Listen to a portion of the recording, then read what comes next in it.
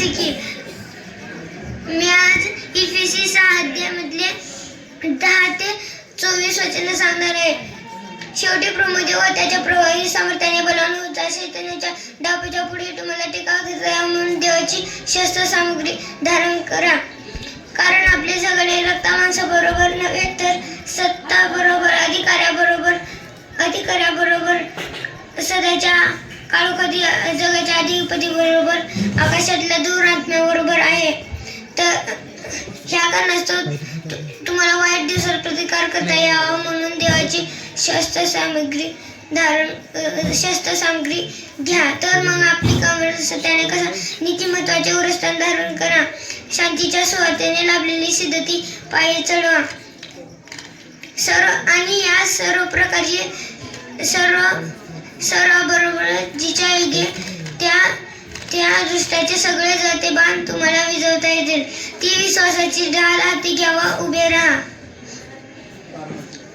तानाचे श्रेष्ठान व आत्म्याची तलवार म्हणजे देवाचे वचन ही ह्या. सर्व प्रकारची प्रार्थना विनवणी करा आणि सर्व प्रसंगी आत्म्याच्या प्रेरणेने प्रार्थना करा. आणि या कामी पूर्ण तात्परतेने व सर्व पवित्र जनांसाठी विनवणी करत जागृत राहा.